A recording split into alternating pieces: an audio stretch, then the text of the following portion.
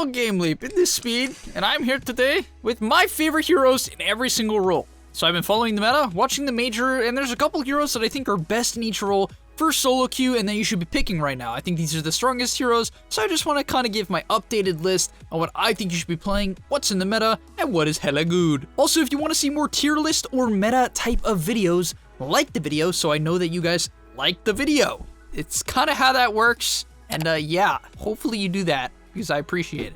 Now quickly, if you are interested in learning more from pros, just watching pro matches, I'm doing that over on the gameleap website. I just did a game where Gork played Snapfire, and I'm going to be doing more carry ones in the future. I've done a Winter Wyvern and a Snapfire at this point. I'm planning on doing one probably for AM, maybe one for Weaver. I just think these heroes are a little bit underutilized right now, and therefore if you're interested in that, go check out the website, sign up, and hopefully I'll see you there. Also, if you do, let me know in the Discord, and I'll be happy to chat to you about it. But first off, let's start with the safe laners.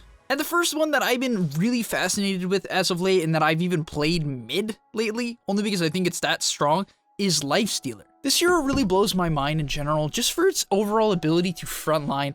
If there's one hero in Dota that is able to just soak damage and turn fights when you really think he can't, it's LIFESTEALER. Infest as well really just straight up confuses me, but I'll get into that in a bit. The first thing I want to say is that I think this current feast, it's probably broken. In fact, as people get more and more efficient with this hero, it is a top tier farmer. Literally, LIFESTEALER, a hero that struggled to farm in the past and had to use literally Infest to farm fast, is now one of the fastest farmers in the game because he can buy a Maelstrom and have 60 attack speed for absolutely no cost. And for that reason, I'm just a huge fan of this hero. In addition, you can buy utility as basically damage, because what your hero naturally does is soak damage. And if you guys don't understand this concept, in Dota, the more damage you can soak, the more your damage you're essentially doing, especially if you have backline heroes. So you can draft LIFESTEALER with a hero like SF, OD, doesn't really matter. If you have a backline hero that does DPS and you have a LIFESTEALER, LIFESTEALER enables them as well as does damage because he can buy a halberd, which is in my opinion one of the best items for right-click strength heroes in the game right now. I think the stats are just crazy. He can buy an AC, he can buy a Mjolnir and get the Mjolnir shield, and overall that's why I think this hero is insane. Its right-click damage is crazy high with the attack speed, and yet it is still one of the tankiest heroes in Dota as long as you buy a halberd. And now finally, let's talk about Infest. Just in general, I think this ability is, like, when it first came out, right? When this first patch came out, 7.23, Infest gave people, I believe, 30% movement speed. It was like 750 health at level 1, and numbers have gotten nerfed. I believe it gives 400 health at level 1 now, 800 at level 2, and a bit more at level 3. And what's most important to note about this is even though you won't be playing LIFESTEALER in the carry role as a support and literally sitting in people infested, you do have the option to save a teammate because it gives them effective HP, right? It gives them effective HP. It does not simply just give them like, oh, they're 100 HP, you hop in and they just get 100 more because they're already low. No, it just gives them the HP so you can save teammates. Also, when you're infested in people, for whatever reason, you just like giga heal. It's basically as if you're getting healed by a wyvern when you're giving someone movement speed and health. It's just this really weird ability that seems inconsequential, but at the same time can, no joke, turn a team fight. That's just, I don't know, it's like if you understand LIFESTEALER, you have so much potential with this hero right now. And now let's move on to my second safe laner that I personally like. So Speed's second choice for safe laner is Slark. The reason being that I think this hero pairs very well with a lot of the meta heroes right now. I really like it with Lich in lane, I like it with Wyvern in lane, because both of those heroes let him build up a lot of stacks. In team fights, same thing. And finally, I think it works very well with a lot of the meta offlaners that I'll be talking about a little bit later on. I guess I'll spoil one of them, but that is Omni Knight. Reason being that Slark with Omni Knight is one of the most deadly combos in the tournament, and we've seen it multiple times. Reason being that, you know, if Slark can man up, he builds stacks. With the Ags, you can't run away. He has stacks, Ags, and you're dead, and that's kind of all she wrote. Also, right now, I think Slark is just nice against these offlaners as well. We're seeing a lot of Legions, a lot of Abaddons, Underlord, Night Stalker, Omni Knight. Slark likes laning against all those heroes as long as he has the proper support to pair with him. And as a result, you can first face Slark, and some pro teams have done that. In my recent video about Ori, no joke, I talked about how they even countered the Slark with an OD. That goes a little bit backwards to what my point is, but all I'm saying is that Slark is being first phased, and that's just to go to show how strong the hero is. Now let's get into the mid lane that I really like, first one being OD. Now just to go back to the Ori video quickly, I personally thought this hero was only a spellcaster primarily based around his ags, but I was proven wrong recently by Ori as he went 14-0 on OD, going Hurricane Pike Moonshard, and that just goes to show how versatile this hero is. As I said, they first phased it, and any hero that can be first phased in any meta is typically a very good hero. TA recently was getting first phased in a lot of pro tournaments, and I thought it was one of the best heroes in Dota because it's extremely flexible, and flexibility in Dota, especially in the mid lane role, is a big deal because it prevents you from getting counterpicked and gives you a win condition at the same exact time, and that's just a great thing to have. Also, if you do go this Ags, I genuinely believe the funny thing is I actually thought it was one of the worst Ags in the game previous to the OD update, which is fair because it doesn't really give anything besides 2 actual just Astrals. But now it gives you 2 Astrals, but most importantly, besides the 2 Astrals, which is a big deal and is very powerful, it gives you Astral stacks. So if you don't know how OD's ulti works, essentially you get stacks that give you mana, and then what this mana does, as they give you stacks, is it makes your ulti do more damage because it's based off max mana. And therefore, when you get 3 of these stacks which Astral gives you every single time you Astral people and you have 2 of them, your ulti starts to one-shot entire teams. And that's the power of OD in teamfights. You kite out, you can save your teammates, literally counters heroes like Disruptor that's getting picked right now, you can counter Lasso, Night Stalker W, it really just has so much utility, and then you one-shot the entire team. It's just so, I don't know, this hero, if you know how to play him, you just dumpster everyone. And the second one is a little bit more mechanically challenged, which is why I want to put him at number 2 here rather than the first hero, which is SF. SF is, as I said, mechanically difficult. However, with the fact that he's becoming a right clicker and not a magical spellcaster, that build is absolute trash. I swear, if I ever see any of you, and I'm not kidding, if I see you go Yules into like Blink or Yules into bots, I will come to your house and personally smash your keyboard because you don't deserve to play Dota if you're going that absolutely abysmal skill build that has no viability. At least go Shadowblade. I'm not kidding. I think Shadowblade SF is one of the best pub builds in Dota. I'm not kidding. Reason being, it gives you right-click scalability, you can split push effectively, cut waves on a hero that, basically insta-kills waves, and then one-shot supports with your ultimate. Actually, you can one-shot cores as well, depending on what their HP is. And that's the power of this right-click SF. You can go Shadowblade in pubs, and even if you feel like you don't want to go Shadowblade, you can just AFK farm the jungle for, let's say, 15 minutes. You get a Power Treads, you get maybe a Dragon Lance, you can go Sanjin Yasha into Satanic, you can go just straight BKB. You have a lot of options. It's a hero that naturally can build a lot of different right-click items to adjust to the game, but basically it primarily revolves around some stats, right? Things like Treads into Wraith Bands into Wand, into a BKB, and then you go right-click people, and they typically will die because you do a lot of right-click damage. Also, I have to know, I think SF's change to his ulti, the fact that it fears people in an AoE, is very strong. One of the strongest changes of the patch, which I didn't realize at first. I'm like, this is a bit goofy. But the thing is, it lets you combo people that you wouldn't be able to kill in the past. So let's say you Shadowblade and ulti a hero like Dark Willow. Dark Willow in the past would be able to evade incoming right clicks by clicking her W, but she gets feared, and then that's not a problem, right? Same thing with a hero like Puck. It literally lets you set up on heroes, and in teamfights, it completely dissuades follow-up, right? If someone is getting gun on, you just ulti, and then they get feared away. It's like some IO has to run away that's trying to save his teammate. It's crazy, in my opinion, how much utility this ultimate gives, even though it already was fine. Now let's get into the offlaners in the patch, and personally, I think this primarily revolves around tanky offlaners. I've seen less and less squishy offlaners as the tournament has gone on. Maybe I'll be proven wrong as some of the upcoming games do play out. But for the most part, the 2 heroes I'm going to recommend are Omni and Abaddon, and really the reason why I'm putting them together and not explaining them separately is I think these heroes are generally the same. They're both pretty good at solo laning and can drag waves effectively because they're very tanky, and if you've been watching any of this major and you're an offlane player yourself, you should be learning this tactic where you literally ask your supports to let you be alone. You do not expect to get a lot of farm. Frankly, you can in pubs if you're good at it, but you can get a lot of farm by simply dragging the waves, and you get a lot of XP. And if you know anything about Abaddon and Omni Knight, as long as you have XP, you have impact. And that's the strength of these heroes right now.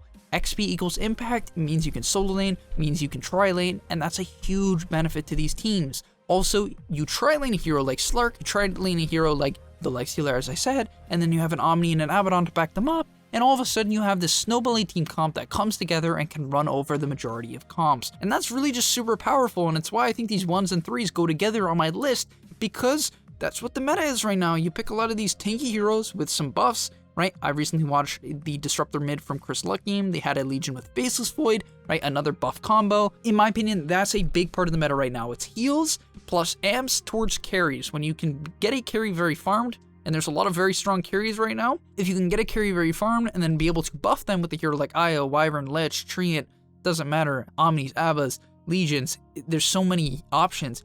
You have this carry that is a menace to the enemy team comp, and it allows you to initiate with DPS and not necessarily a stun. Hopefully that makes sense. Now let's move into the position 4s, and things got a little bit complicated for me here.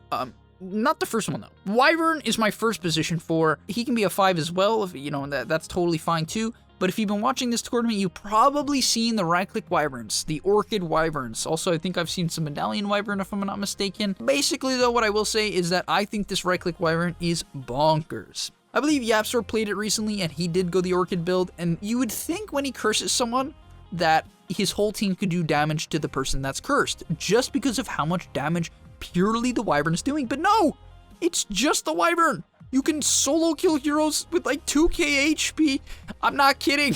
I'm not kidding. It's insane. You curse them, you Orchid them, you click your Q, you click your W, and you take your 60 damage talent, and someone dies. Also in the early game, your ultimate is an 80-second cooldown, meaning every single opportunity you get to solo kill someone or set up for a kill, you do it, right? You do it. It's such good setup. Wyvern ulti sets up for so many spells. Nyx stun, Slaughter stun, Sand King stun, Monkey King ulti, like Stone Gaze, Gust, it doesn't matter. It sets up for anything because this AoE is like across the map, dude. I swear, like Winter's Curse, you could be at your own tier 1 and your ally could be at the enemy tier 1 and you get cursed and they just walk over to you to slap you. It just feels like it's that big. And then the second hero is one I was debating on putting on this list. I'm a personal fan of it and I've seen quite a bit of it at this tournament, but it's usually picked at the pro scene just because it is a very reliable pick. Rubik is a very reliable pick, and I know this sounds crazy to people. A lot of players don't believe me. I know I've stressed this in some videos in the past, so maybe you guys are more open to this idea now, but when I say Rubik, a lot of people are like, oh, but don't you need a Tidehunter on the enemy team? Don't you need a Black Hole Steel? Otherwise, like, why is Rubik even good? Like, guys, I think you're missing the point. I actually look at those heroes and I'm like, I don't even like playing Rubik against Enigma that much or Tidehunter, because other than their ultimates, you don't even like stealing most of their other spells. I guess Malefice is okay and Gush is fine as well. But like, for the most part, it's not even that good. Rubik, as a hero, what he's good at is securing a strong laning stage. He's very good at laning with melee offlaners in particular that can frontline for him. Because what Rubik does is he allows you to win the CS battle. Minus 20 damage makes it very hard to last it. You're essentially losing more than a Quelling Blade after the Quelling Blade nerfs. And just that makes the hero good. Rubik could have nothing else and it would be just a great laner, because minus 20 damage, that's also a nuke on a very low cooldown, is relatively broken. Also, it works on the creeps. Think about that, guys, how much of a trade you're winning when the creeps do 20 less damage as well. If you're trading in the creep wave, all of a sudden, it's not that bad. Hopefully, you're starting to understand how big of an advantage that is. I don't think people realize how big of an advantage that is purely using Fade Bolt. And it's why pros are always saying take Fade Bolt at level 1. The only time you take Lift is typically if you can secure kills in a tri-lane, as far as I've seen. Other than that, lane in with the heroes like the Omnis, the Abbas, the Legions, Beastmaster, and all of a sudden you're just gonna have this dominant laning stage that's very hard to deal with. And finally, last but not least, we have the position 5s of this meta, and the number 1 hero I'm gonna say for position 5 is Lich. In solo queue, Lich is crazy. This hero's so basic. Just buy a bunch of mangoes. I don't even want to explain Lich. Just buy mangoes, level your Q.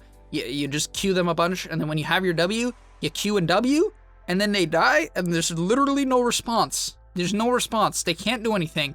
Also, your E mana drains for some reason, and it pulls people towards you, which is a big advantage, and your ulti is like potentially what? I don't know, some like 2,000 damage nuke at level 6 if it bounces, and frankly, it's not that hard to get it to bounce in the early game. All I have to say is I think Lich is extremely easy, and not only is it easy, it's dominant, it's potent. Like, it counters even Lifestealers and Slarks that are in the meta right now. If they go on someone, you just yeet the shield into them and it's like, oh, okay.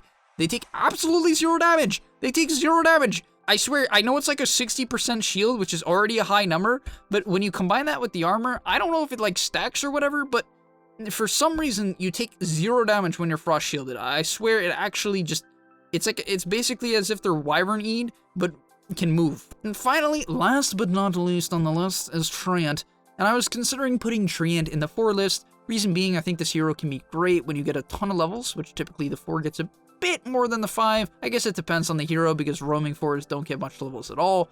However, what I will say is that Treant with levels is very potent, but if you're playing in 5, you still can get levels because you can kind of just chill in a lane. You don't have to focus on rotating. You can just defend towers, get your levels, and then max your Q and your E. I don't necessarily recommend maxing the Leech Seed. Most of the pros I've been seeing have even been, some of them been skipping their W.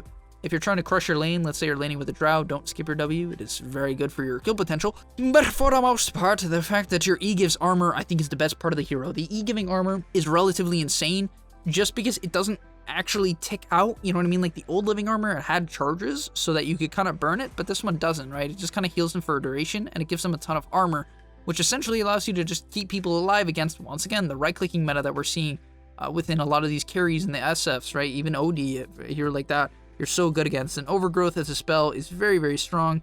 The AoE root is as potent as ever and still does a lot of damage. But hopefully you guys enjoyed Speed's picks of 2020 patch 7.2 whatever 2F.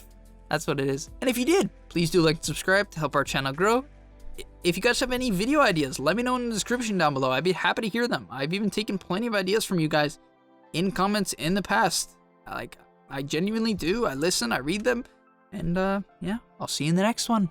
Peace. Are you tired of being hard stuck at your rank? Over at gameleap.com, we have a library of hundreds of guides authored by pro players and coaches covering literally every aspect of Dota. Whether you're looking to master a new hero or role, or just polish up your existing skills, GameLeap is the proven place for competitive gamers to hone their craft and unlock their secret potential. Hit the link on screen right now, to take advantage of our special offer for a 25% discount, guys. 25%, and start your journey today.